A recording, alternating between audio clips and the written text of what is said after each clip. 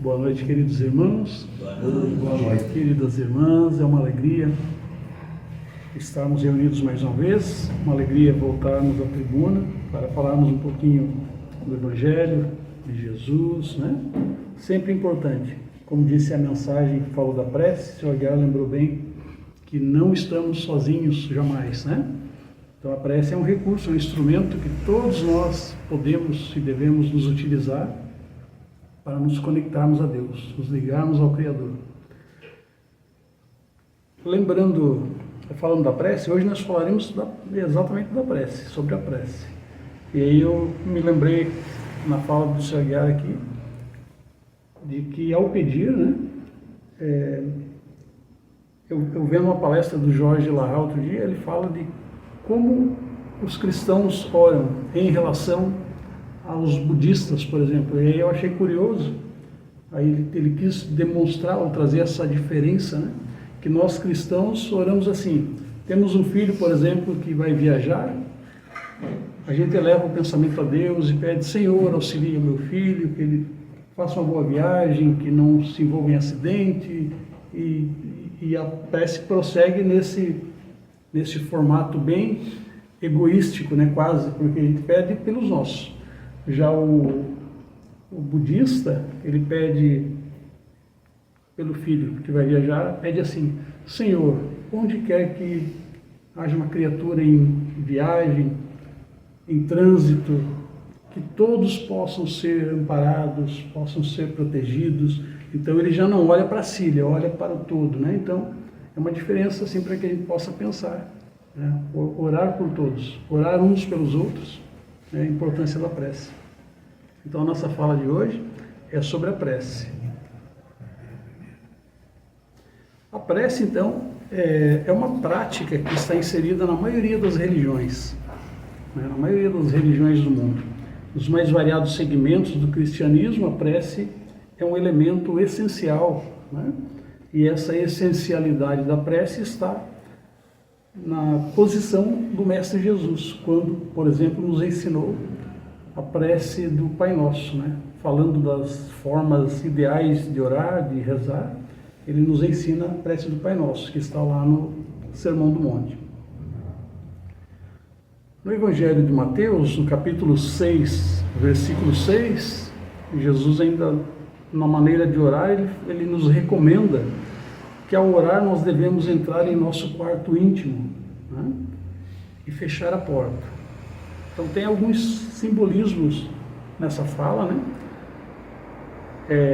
Entrar no nosso quarto íntimo e fechar a porta quando formos orar. Não seria então o quarto material, o quarto de alvenaria, né? Até porque na época em que Jesus estava na terra, junto aos discípulos, junto ao povo judeu, os ambientes não eram divididos como o nosso, era um ambiente só. As casas eram um único cômodo, né? Com exceção daquelas casas de pessoas mais abastadas, mais ricas, né? Então, Jesus não se referia a um quarto material, mas ao nosso íntimo, né? E ao adentrarmos o quarto íntimo, fecharmos a porta, ou seja, nos desconectar do exterior, deixarmos de lado, naquele momento, tudo aquilo, todas as demandas externas, tudo aquilo que está ligado às coisas terrenas, né, para que a gente realmente faça uma conexão com Deus. Então é o fechar a porta de que Jesus se referia.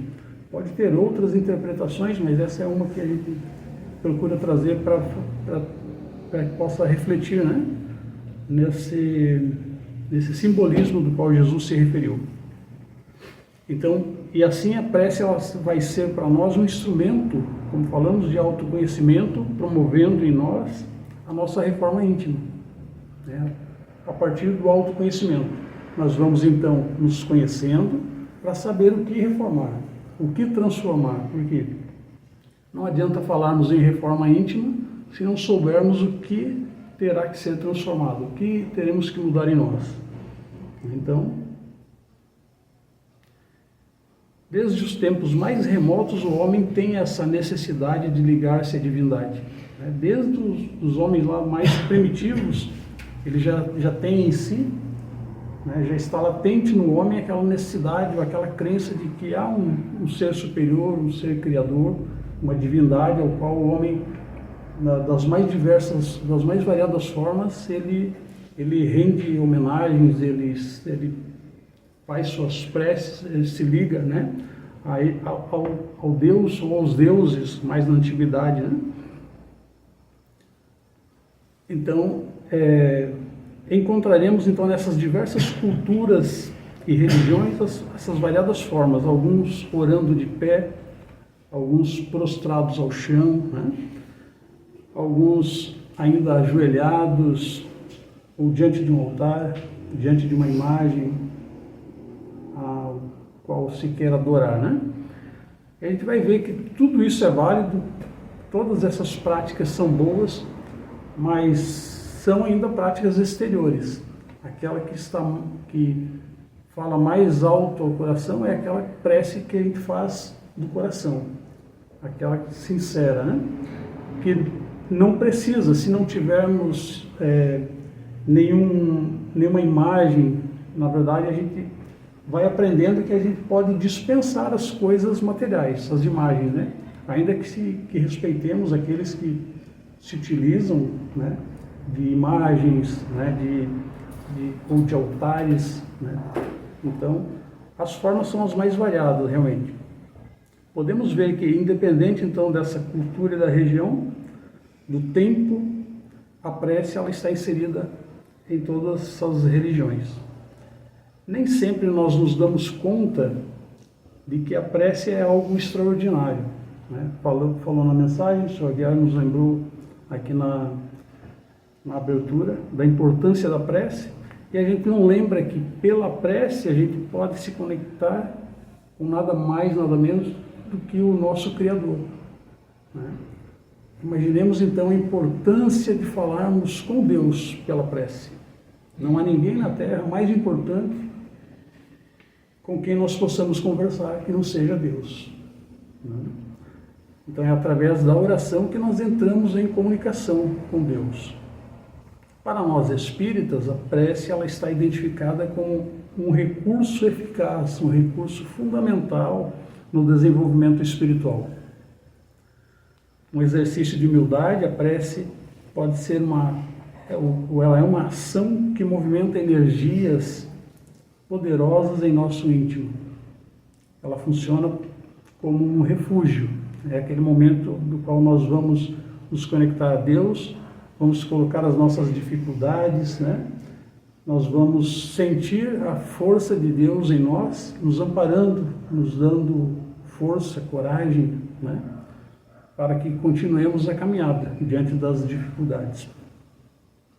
Então, quando ela é feita de coração, a prece é feita com fé, ela promove em nós essa elevação do nosso padrão vibratório. E assim nós passamos a emitir pensamentos em forma de ondas que irão se propagar em uma frequência muito elevada.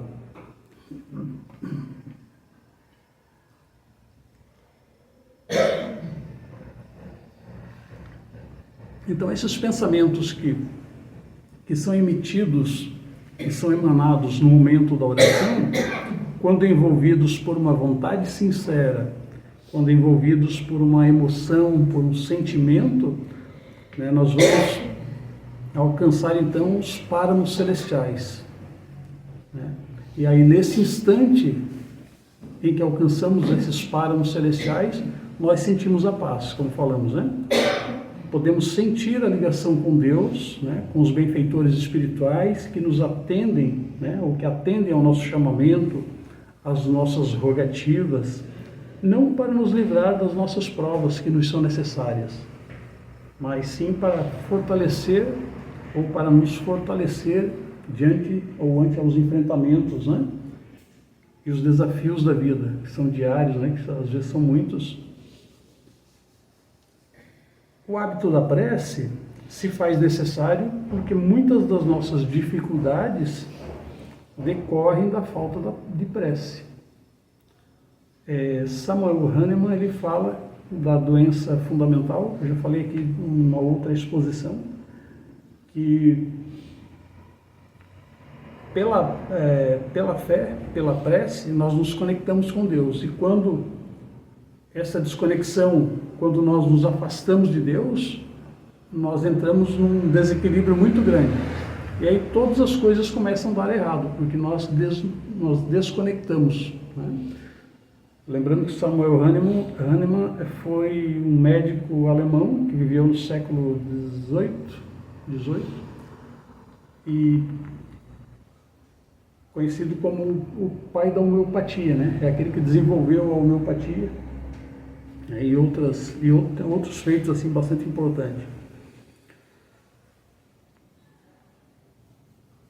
Então, pela prece, nós vamos nos aproximando, trazendo para próximo de nós os bons espíritos, porque pela falta da prece nós entramos nesse desequilíbrio que falamos, né? E trazemos para próximo de nós espíritos ainda muito imperfeitos, aqueles espíritos que não querem o nosso bem, que procuram atrapalhar a nossa vida de algum modo. Então, para que possamos fazer uma barreira de proteção, para que possamos afastar de nós esses espíritos mais voltados ao mal, nós devemos fazer a prece. É pela prece, né, que nós afastamos os maus e nos aproximamos dos bons. Então esse é o antídoto. Então, através da prece nós vamos qualificando os nossos pensamentos, qualificando os nossos sentimentos, educando os nossos desejos, né? E assim nós vamos nos mantendo junto ou próximos aos benfeitores. No Evangelho segundo o Espiritismo, no capítulo 27, que tem como título Pedi e Obtereis, e depois eu vou ler um trechinho aqui dos itens 9 e 10, que fala da ação da prece e transmissão do pensamento. E aí o que nos chama a atenção já no título do capítulo 27, Pedi e Obtereis, é que a gente vê ali uma afirmação de Jesus, né?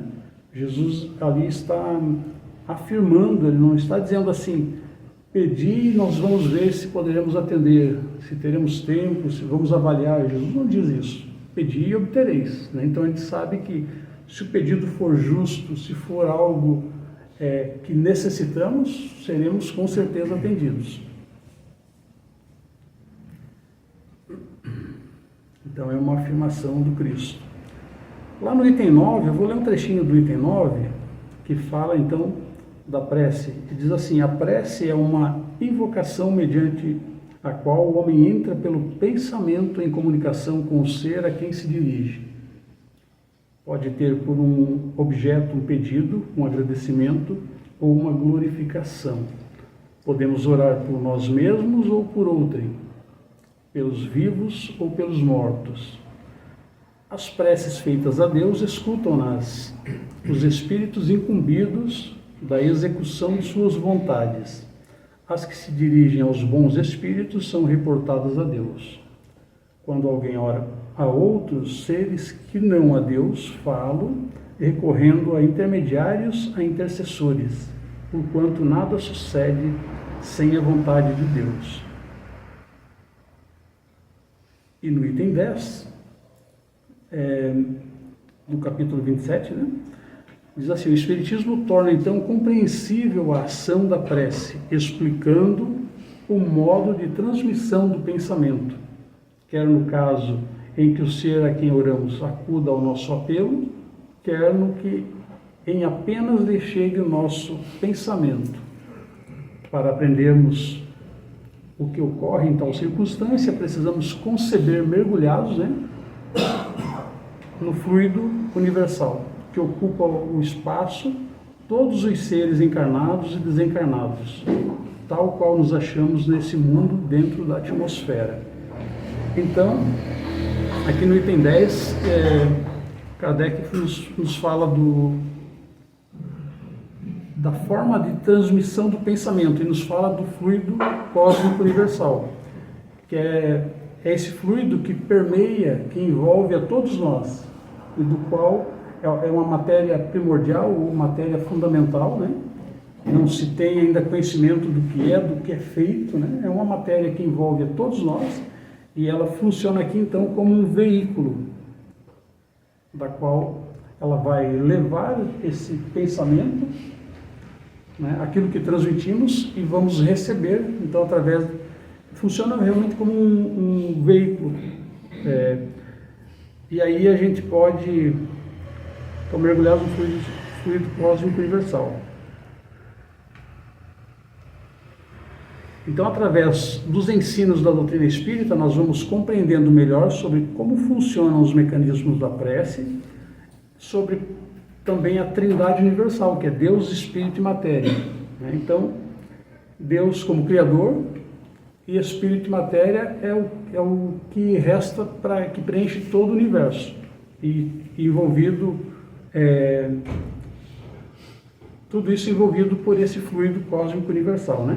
Então, essa compreensão nos mostra que estamos sempre em conexão permanente com Deus e com toda a sua criação. Então, esse fluido nos conecta a todos, né? Pois nos achamos mergulhados nesse fluido cósmico universal, né? E a gente pode fazer uma analogia sobre como é que esse fluido funciona para conduzir ou para levar o pensamento, para transmitir, para receber, como um processo semelhante ao do ar, né? O ar ele é um veículo de propagação do som, por exemplo. O som se propaga através do ar. Eu aqui falando, eu estou agitando as moléculas contidas no ar. Essas moléculas vão se propagando em formas de onda e chegam no receptor, no ouvido dos irmãos. Então, através desse processo, o ar funciona como um veículo que transmite, que leva ali, que carrega o som, né? O fluido cósmico universal da mesma forma, só que com um alcance inimaginável, né? Então nós veremos que a prece, ela pode estar nas coisas mais simples da nossa vida, em um sorriso, em um olhar, ou um pensamento, ou mesmo no silêncio, né? No silêncio onde nós poderemos ali ouvir a Deus. Porque muitas vezes a nossa mente é tão barulhenta que nós ficamos naquele petitório, ou lamentando, resmungando muitas vezes, e ao silenciarmos a nossa mente, nós vamos nos permitir ouvir a Deus, né? Então, seria como um diálogo, quando eu falo e depois eu abro o espaço para ouvir, né? Então, o silêncio também é uma prece. Se Deus nos conhece profundamente, nós podemos nos perguntar, né? Se Deus sabe de todas as coisas, sabe das nossas necessidades, por que então devemos orar? Como é que vamos pedir, ou o que devemos pedir a Deus, né? Veremos que a oração, que a prece, ela é um processo de educação dos nossos desejos, e que através da prece nós vamos aprender a pedir. Pensando nisso, a gente foi buscar algumas informações da Revista Espírita de janeiro de 1866, onde Kardec ele recebia correspondências, né, de todos os lugares, principalmente da Europa, e ali, dentro dessas cartas que ele recebia, tinha algumas informações ou alguns contraditores, né, algumas pessoas que escreviam contrários à prece. Eram pessoas que acreditavam em Deus, que tinham suas crenças, mas que não viam motivo para que pudéssemos pedir ou fazer a prece pedindo alguma coisa.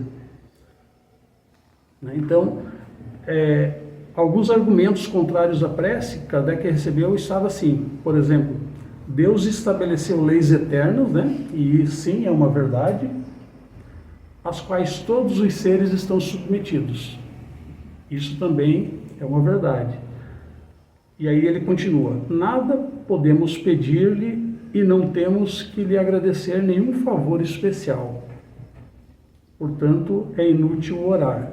Então, aqui já tem uma terceira informação nessa carta que é falsa, né? Que quando diz que nada devemos pedir ou podemos pedir, já que em se tratando de leis, Deus não vai derrogar suas leis para nos atender, né? Então é assim que eles pensavam. Aí ele continua na carta e diz assim: a sorte, ou o destino, né, que alguns chamam de destino, dos espíritos está traçada, portanto é inútil orar por eles. Então essa é a parte falsa do argumento que falamos. Eles não podem mudar a ordem imutável das coisas, portanto é inútil pedir-lhes. Então parece, olhando assim à primeira vista, que é uma informação correta. E que pedir não vai adiantar nada, porque Deus não vai mudar uma lei para me atender, né? Então, todas as leis têm que funcionar. Esses argumentos parecem verdadeiros se nós desconhecemos quais são essas leis, né? Quando a gente olhar só para essa primeira parte da informação, parece uma verdade. E falando das leis, a gente pode lembrar aqui de duas leis, que é a lei de liberdade, né, que ela é relativa ao livre-arbítrio, e uma segunda lei, que é a lei de justiça, amor e caridade. Ela é composta então dessas três palavras: justiça, amor e caridade. Parece três, mas é uma lei só.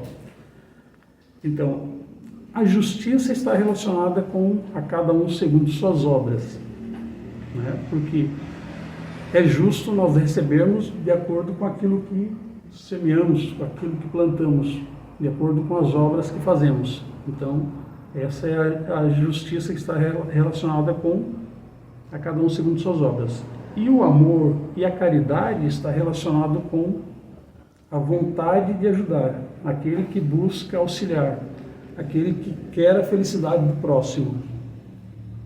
Então, ao pedir, eu estou utilizando a lei de liberdade, né? Então, eu sou livre, eu posso pedir, estou utilizando a lei de liberdade.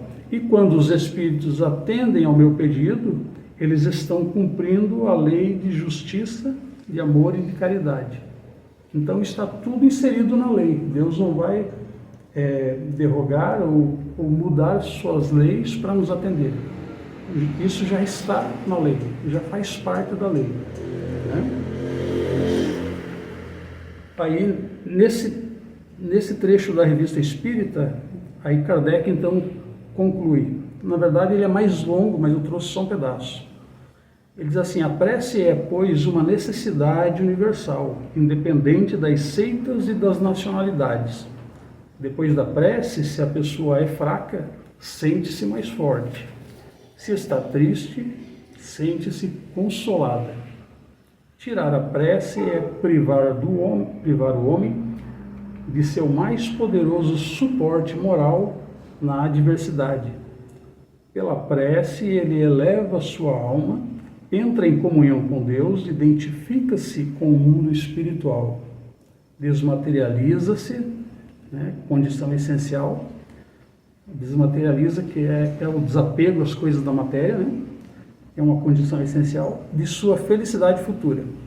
Sem a prece, seus pensamentos permanecem na terra e se ligam cada vez mais às coisas materiais. Daí, um atraso no seu adiantamento. Então, esse é um trecho da Revista Espírita de janeiro de 1866, que fala dos argumentos contrários à prece. Então, nós vamos lembrar que, através da prece, além de pedir, nós podemos louvar e agradecer, como está lá na questão 659 do Livro dos Espíritos. Quando louvamos a Deus, nós exercitamos a humildade, reconhecemos a nossa pequenez diante do Criador. Ao pedir, nós ficamos mais receptivos, né, às bênçãos de Deus, já que Deus nos envia a todo tempo, está constantemente nos enviando bênçãos, só que muitas vezes nós não estamos prontos para receber. não estamos receptivos. Então, por isso a importância do pedir, né? Lembrando que, através do livre-arbítrio que temos, nem os bons espíritos, os nossos mentores, eles infringem essa lei. Se nós não queremos algo, eles não vão nos impor. Então, por isso a importância de pedir. E aí eu vou estar receptivo, eu vou estar pedindo, agora eu quero ajuda, eu peço auxílio, né? Caso contrário, eu poderia dizer para o meu mentor, quero fazer do meu jeito e não te mete aqui, né? Não te chamei. Então, às vezes, poderia funcionar dessa forma, né? Então, por isso a importância de pedir. E agradecer também é fundamental.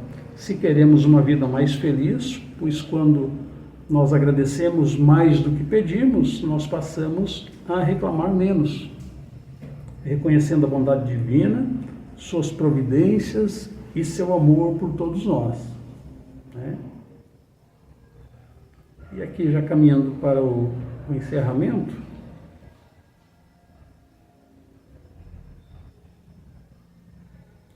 eu gostaria de ler aqui um soneto pelo Espírito Alta de Souza, psicografia de Francisco Cândido Xavier, né? E é um soneto assim bonito, lindo, que fala exatamente da prece. O que nos diz então Alta de Souza, né, nesse soneto? Ela diz assim: meu irmão, tuas preces mais singelas são ouvidas no espaço ilimitado, mas sei que às vezes choras consternado ao silêncio da força que interpelas. Volta ao teu templo interno abandonado, a mais alta de todas as capelas, ouve o teu coração em cada prece. Deus responde em ti mesmo e te esclarece.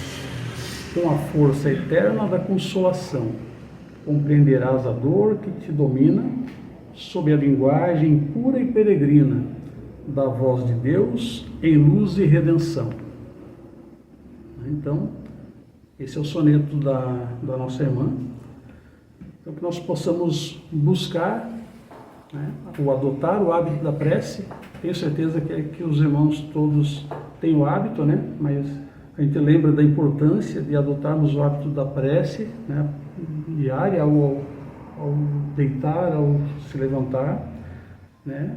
Utilizar a prece como um recurso valioso, como um alimento, por exemplo, como a água que não podemos ficar sem. Nós devemos nos utilizar da prece também, dessa forma, para alcançar então essa felicidade ou essa perspectiva da vida futura em um mundo mais fraterno, um mundo onde o amor prevalecerá. Então essa era a mensagem que eu preparei para essa noite. Eu gostaria de agradecer a atenção dos irmãos e de que Jesus nos abençoe e nos ampare a todos. Muito obrigado.